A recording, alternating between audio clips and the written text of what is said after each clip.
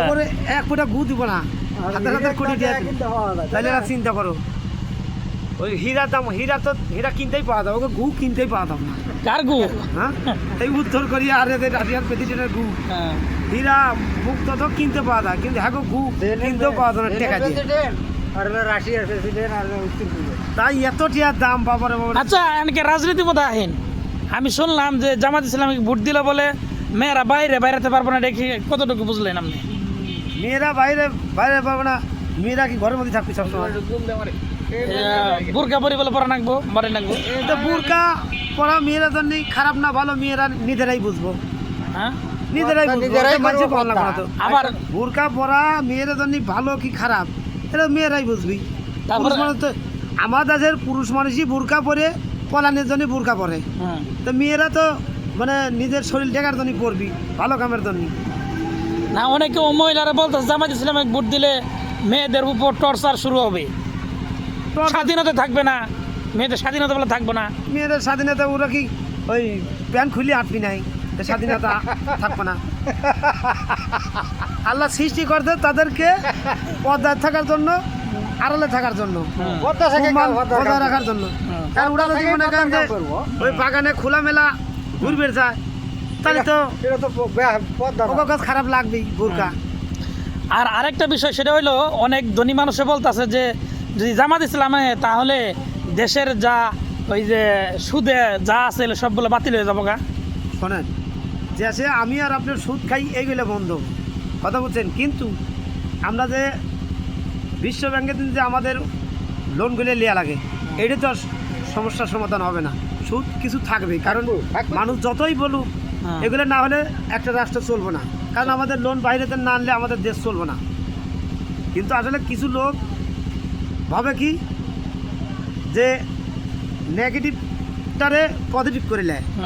হ্যাঁ, আমরা ভালো জিনিসটা খারাপ ভাবি, এই যে আমাকে সমস্যা, এটা কোনো কিছুই না। আসলে আমি যেটা বুঝি, আপনি একজন ভালো মানুষ আমি দেখতে পারি না, এটাই আপনাকে বদনাম করার জন্য একটু বলি আমরা, এটা আমাদের স্বভাব।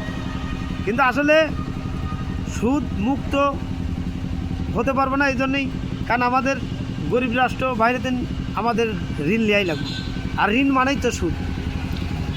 তাতে কি দাঁড়িপাল্লা বিজয় হওয়ার সম্ভাবনা কি আছে? শোনেন, উপরে আল্লাহ, হ্যাঁ, আর জমিনে বান্দা, যদি চায় 100% বিজয় হবে দাঁড়িপাল্লা। হ্যাঁ, আর যদি আল্লাহ আর বান্দা না চায় তাহলে তো হবে না। এখানে যে মানুষ আছে, চাচা আপনি কি এর ভোট দিতে পারেন?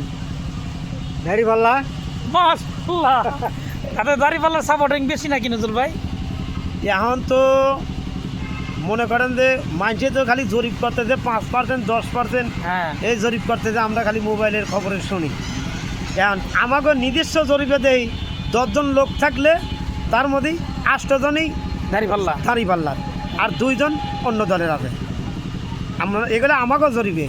হ্যাঁ, আমরা যে কামলা চামলার মধ্যে থাকি, যারা ভোট দিই আমরা আম পাবলিক, আর যারা টিয়া খাওয়া রাজনীতি করে এরাই খালি কবিতা মনে করেন যে ওই গায়ন গাবে, কিন্তু আমরা আম পাবলিক তার কারণ টিয়াও খাই না। আমরা 10 জনের মধ্যে 8 জনই দেখছি যে সাপোর্ট দাঁড়িপাল্লার, আর 2 জন অন্যরা। এই এবার কিন্তু হিন্দুদেরকে প্রার্থী দিচ্ছে, আপনি কি জানেন এই বিষয়ে? শোনেন, এখানে আমাদের কাছে আমরা মানুষ, হিন্দুরাও মানুষ, হ্যাঁ, তারা প্রার্থী হইতেই পারে। তাদের দিচ্ছে জামাত ইসলাম থেকে, জামাত ইসলাম থেকে তারা প্রার্থী চাইছে, তারা জামাত ইসলামে ঢুকছে, প্রার্থী নিয়েছে। এত বছর মনে করেন তারা জামাত ইসলামে ঢুকছিল না। তার মানে হিন্দুরা কি আশ্বাস পাচ্ছে ভবিষ্যতে বাংলাদেশে? শোনেন, আমাদের দেশের 2টা ডায়লগ, একটা ডায়লগ মুক্তিযোদ্ধা আর আরেকটা ডায়লগ রাজাকার। এই 2টা ডায়লগে আমরা যারা সাধারণ জনগণ আছি, এই 2টা ডায়লগ আমাদের দেশের রাজনীতিবিদরা আমাদের ভিতরে এগুলো ঢুকায়া, হ্যাঁ, আমাদের মন দিল নষ্ট করছে।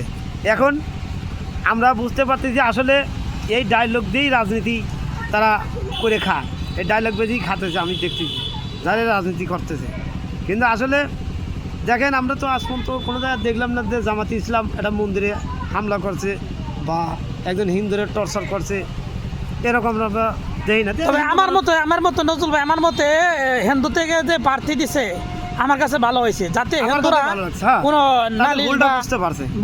না দিতে পারে, এটা হ্যাঁ। আসলে একটা ভালো মুহূর্ত। তাদের ভুল কারণ বুঝতে পারছে তারা। হিন্দুদের কোনো সমস্যা হলে তাদের এমপিরে ধরবো নাকি? অবশ্যই তাহলে জামাত ইসলাম কিন্তু তাদের খারাপ। খালি তাদের এমপিরে না তো, হিন্দুদের সমস্যা হইলে আমাদের যারা জামাত ইসলামের যদি পাশ করে যে কোনো নেতাকে ধরতে পারবো না, তারপরেও তাদের নিজস্ব মানুষ। নিজস্ব তাদের থাকার উদ্দেশ্য যে তাদের যে একটা বিশ্বাস, হুম, হ্যাঁ আগে ছিল অবিশ্বাস, এখন একটা বিশ্বাস অর্জন অর্জন করলো। করছে, বুঝতে পারছি। তাতে এই প্রবাসীদের আমি যা দেখলাম, প্রবাসীরা সবাই, যারা প্রবাসী থাকে সবাই ভোট দিল দাঁড়িপাল্লা। তারা ভোট দিচ্ছে এবং ভিডিও দেখাচ্ছে। আমি একজন এই পর্যন্ত দেখলাম না যে প্রবাসীরা ধানের শেষে ভোট দিল। এটার বিষয়ে আপনি কি এখানে করবেন? ঘটনা কি, প্রবাসীরা বর্তমানে এখন শুনতেছি যে দাড়িপাল্লার দিকেই ঝুঁকেছে। আছে অন্যান্য দলেরও আছে, খালি দাড়িপাল্লারই নাই, অন্যান্য দলেরও আছে, কিন্তু দাড়িপাল্লার একটু বেশি আছে, এটাই শুনতেছি আমরা। এখন বাস্তবটা তো আর দেখি নেই আমরা। কিন্তু আসলে প্রত্যেকটা মানুষ এখনকার বুঝে ফেলাইছে যে আসলে বাংলাদেশের নির্বাচন খালি প্র্যাকটিতি হয়। আমরা একটা জিনিস বুঝি নে, যে আমরা বাজারে মাছ কিনতে গেলে মাছটা তাজা মাছও টিপে একটু হাত দিয়ে ধরে দেখি মাছটা নরম হয়েছে নাকি, হুম, ঠিক যে কোনো মেডিসিন দিয়েছে নাকি, ঠিক। দিয়ে তারা তাজা করছে নাকি।